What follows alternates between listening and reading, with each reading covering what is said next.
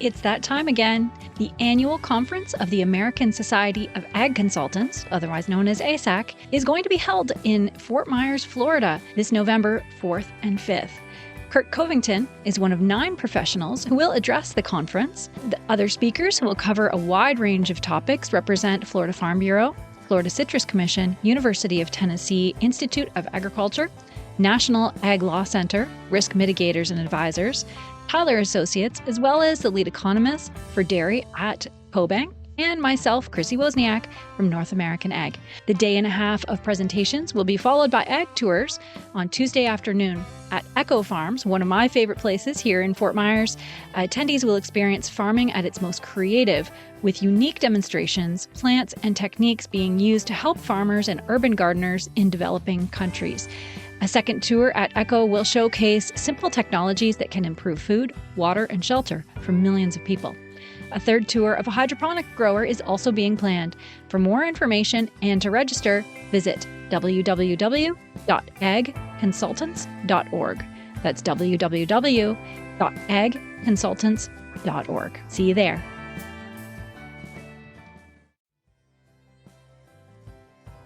With 2,000 plus attendees, 25 plus robots, and 60 plus exhibitors, FIRA USA is the best place in the world for meeting agricultural and ag robotics leaders and seeing the latest technology demonstrations. This unique 3-day event is being held in Salinas, California, September 19th to the 21st, 2023. Check out their new website at FIRA-USA.com. That's FIRA, FIRA-USA.com. Get registered today.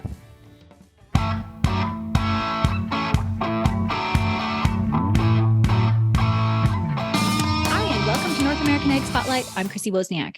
Our guest today is a senior commercial executive with over 30 years of experience in the global agriculture industry. She has an undergraduate degrees in agricultural economics and accounting from Oklahoma State University and a master's degree in agricultural economics from Texas A&M University.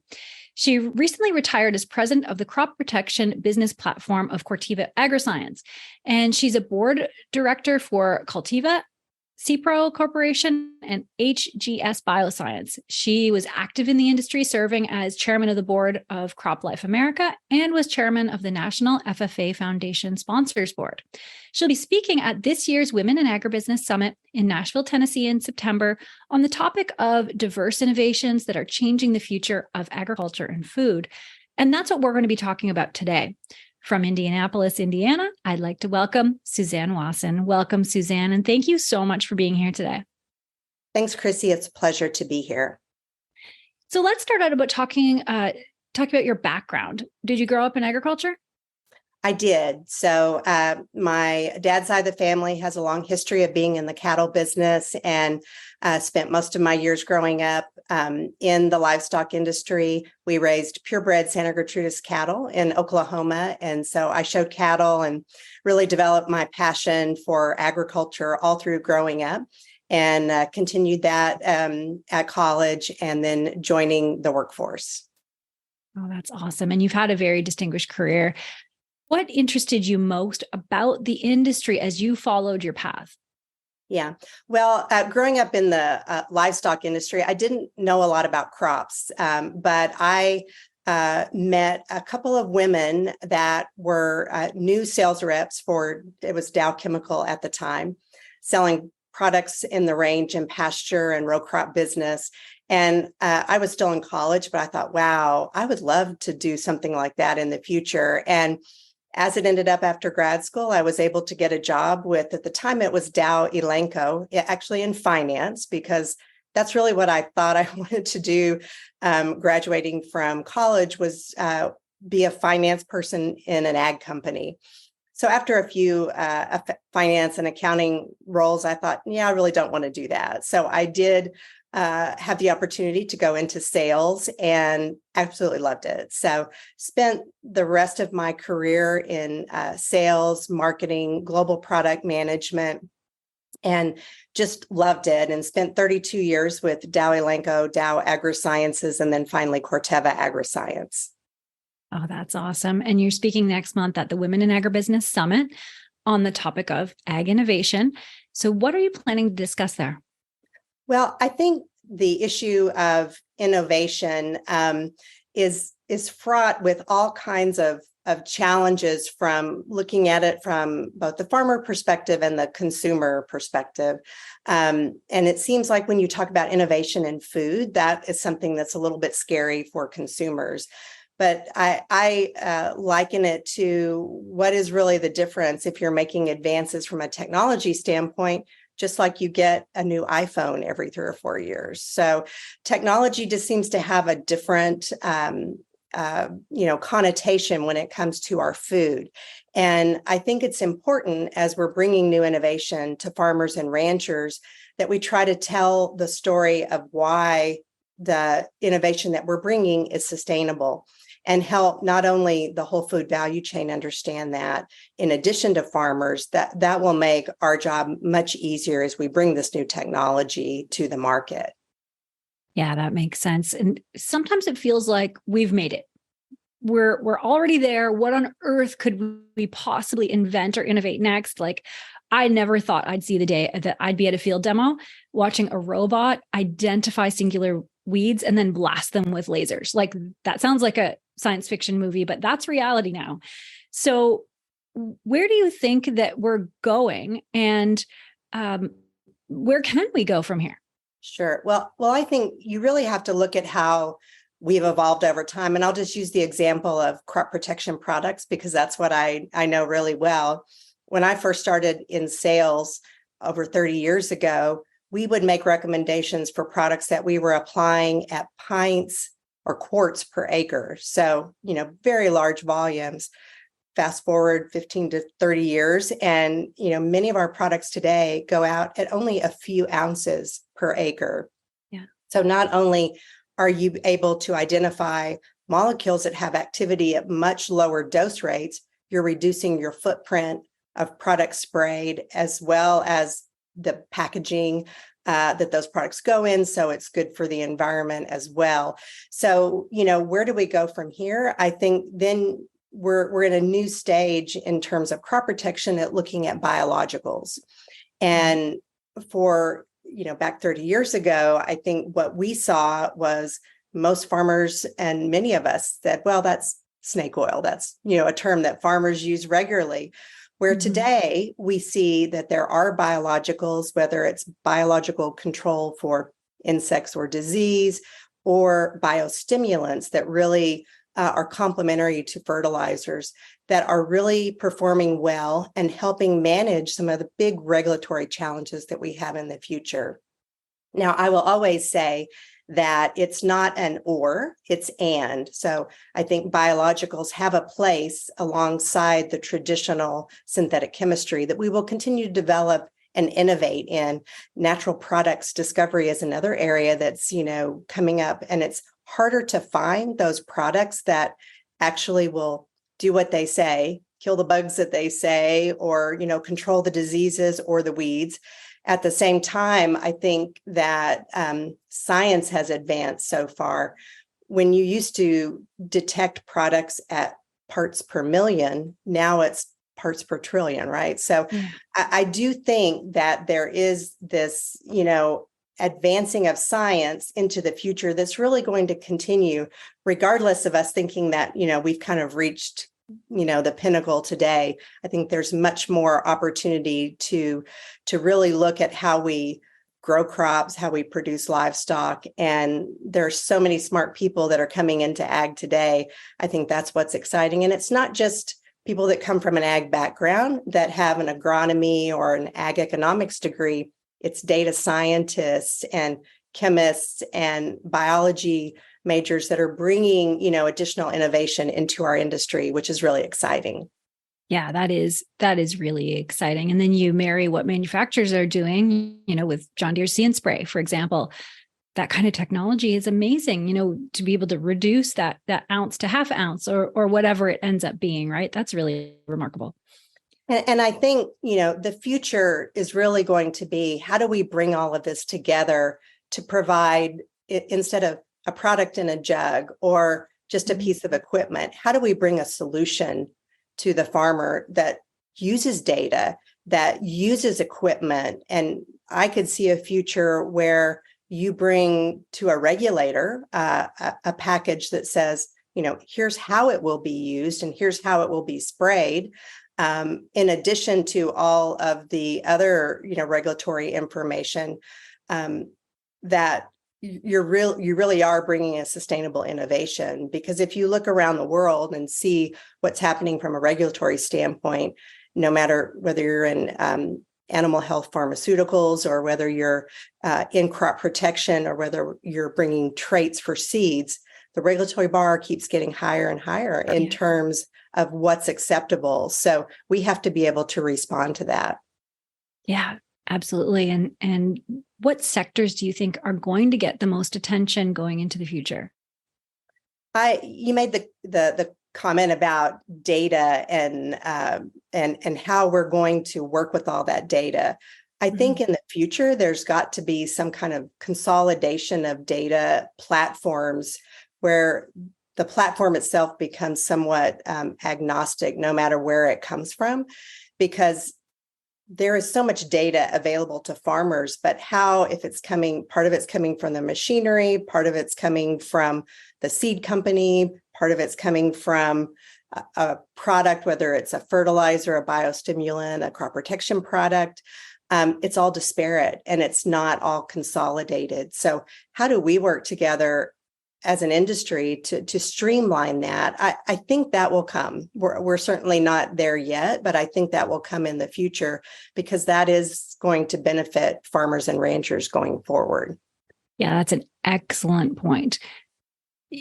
Today's producer is just inundating themselves with data, and they can collect data like on every breeze that blows over their land.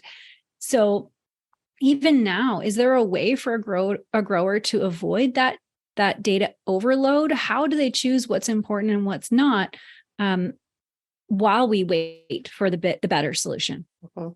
Well, I think a lot of growers rely on their retailer in many cases because they can kind of be a consolidator of that data and information, or they're, in some cases, their seed company if it's around seed. But I do think that having that trusted advisor in the field is very, very important. The other thing that there's consolidation in the industry, and that creates opportunity, but it also creates concern. And I understand that. But if you think about innovation that's happening, certainly large multinationals are developing innovation and they spend billions of dollars in R&D to bring new innovation. A lot of that innovation really comes from their core of what they're good at. If they're good at seed and genetics, then that's where they spend the bulk of their R&D investment.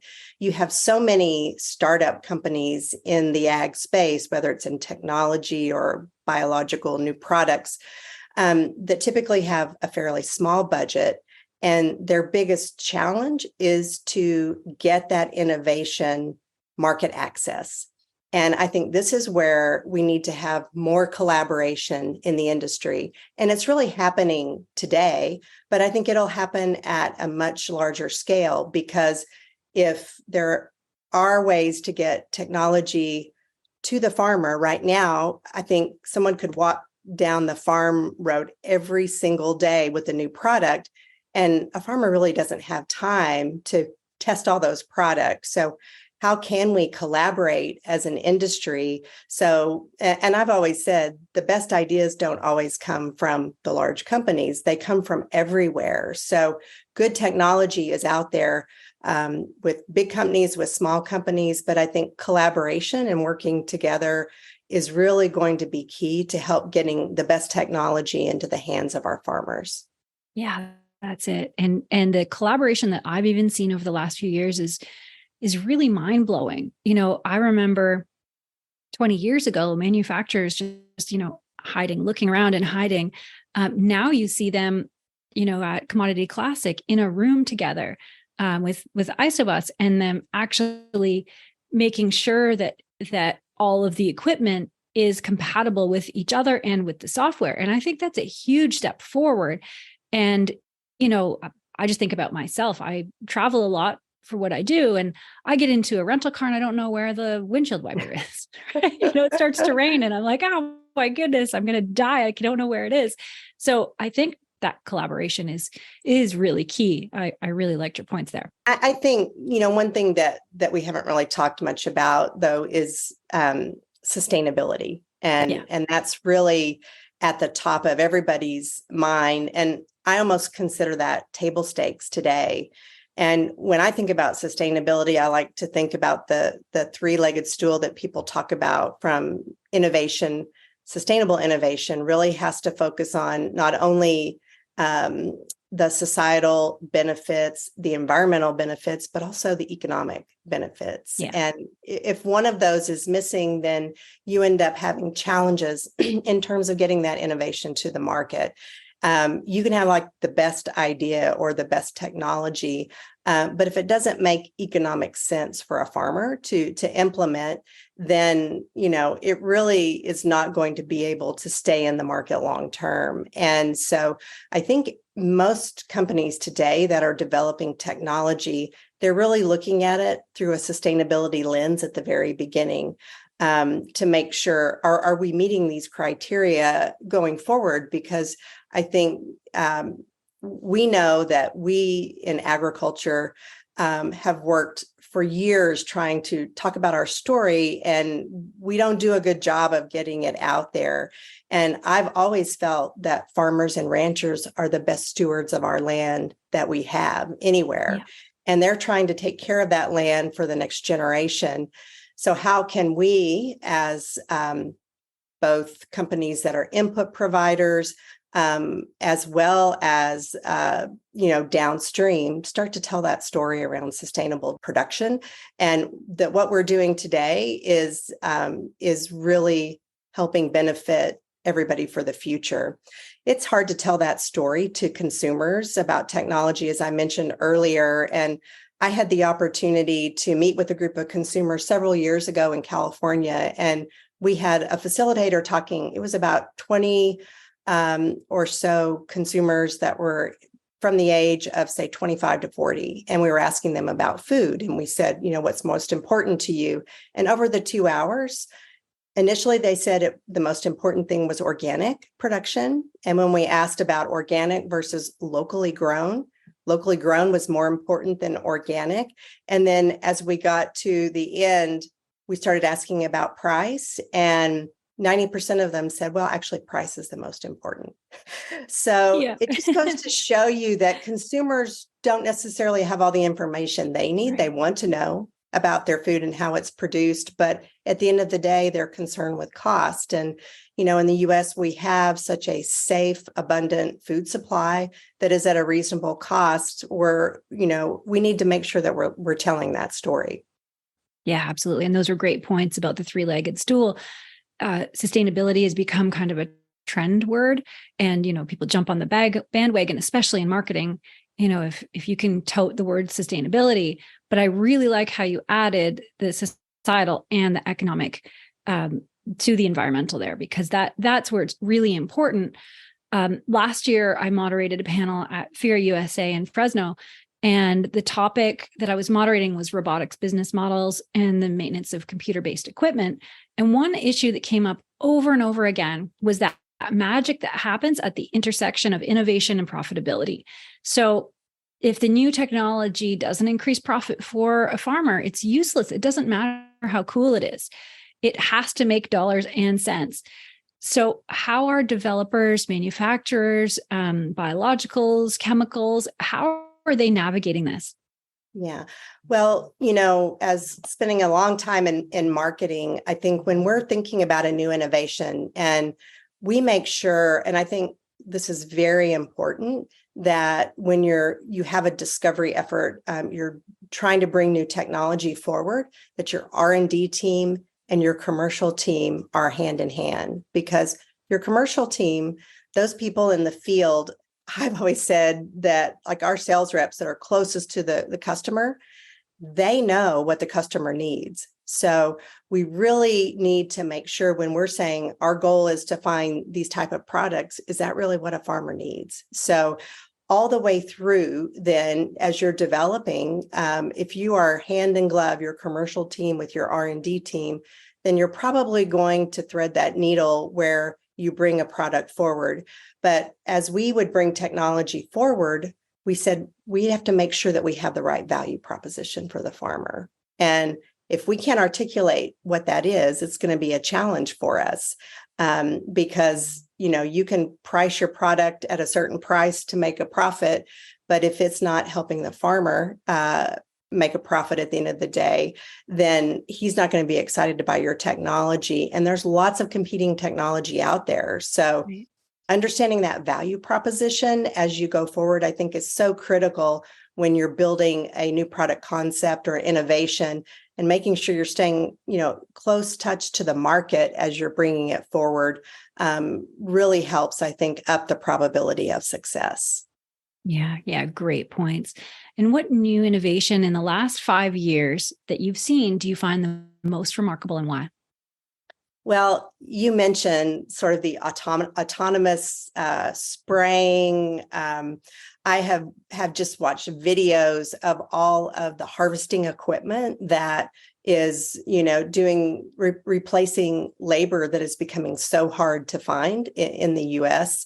It's fascinating to me. And, being in the crop protection business, people, you would say, aren't you scared of, see and spray, that's going to really, reduce your opportunity for sales? And I said, no, I look at that as a great challenge on how we can work together, because see and spray is all about controlling weeds, and weeds are going to be there. So they have to spray something. And I think that if you can make that work for a farmer where it's economical with the equipment and the product, then there's always going to be opportunity out there.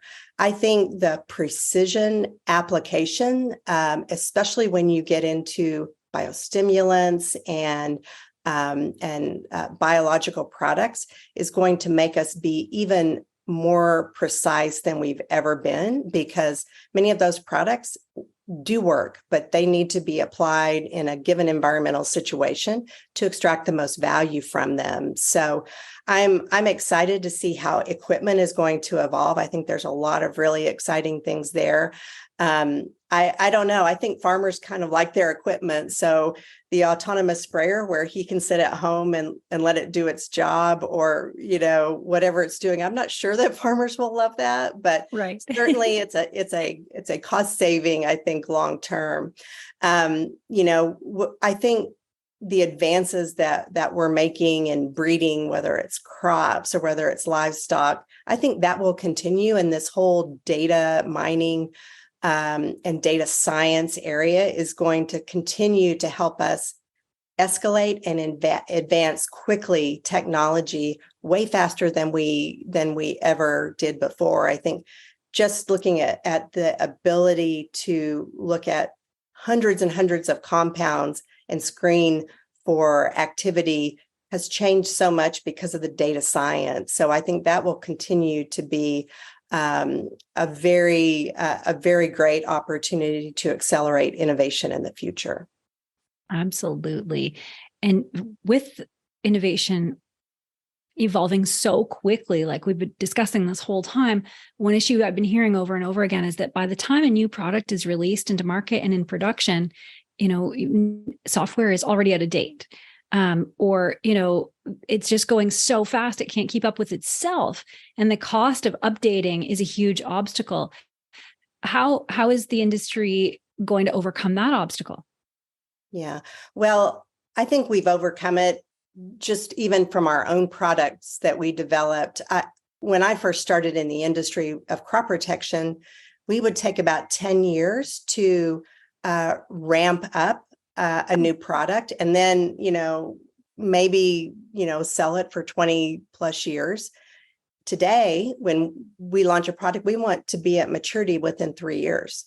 And then, it has a much shorter curve of growth and then replacement time than it did 30 years ago. So I think we've learned how to evolve and how to find those next products faster, but we also understand that the life cycles may be shorter.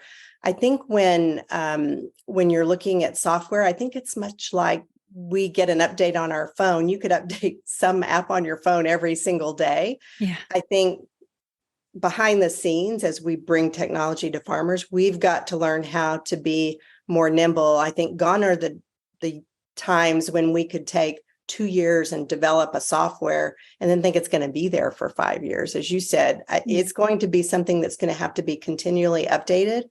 And I think this is where we can learn from the Silicon Valley tech companies about how you do that without disrupting what the farmer is doing. So, he can't take down everything and stop everything and go, plug into a computer. It's going to have to be seamless in terms of how we update software. But I think we can learn a lot from those actual software companies that are doing that. That's all they do. And quite frankly, we're going to have some of those people on our staffs to be able to help us understand how do we make those seamless upgrades in technology so it doesn't disrupt what the farmer's doing.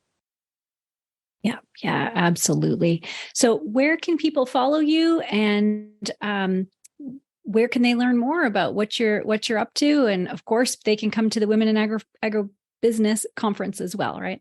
Yes. And I did just want to mention for the Women in Agribusiness conference, I am hosting an innovation panel. So there'll be representatives from 4 or 5 companies that will be there, and they will be doing a TED Talk style presentation, each of them, and then the audience will get to ask questions of them. But it's all early, stage innovation and their journey of how they're getting their product to market. So I think it'll be a really fun, exciting panel. I know I've seen those panels in the past, and I'm looking forward to getting the presenters out there, and they should be announced soon. So I think the Women in Ag conference is a great opportunity to network. So I'll be there. I'm also on LinkedIn and on Twitter as well. So and enjoying, a change from being full-time in the corporate world to now more focused on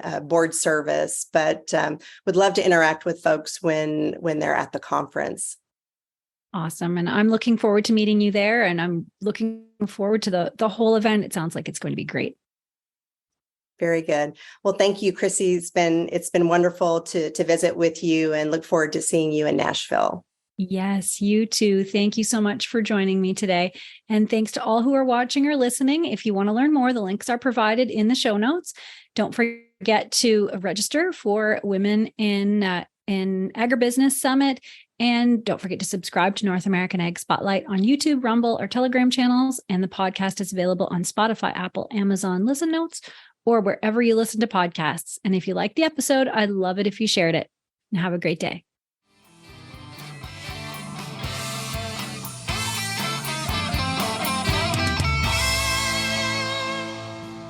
Our newest podcast by North American Ag is called What Color is Your Tractor?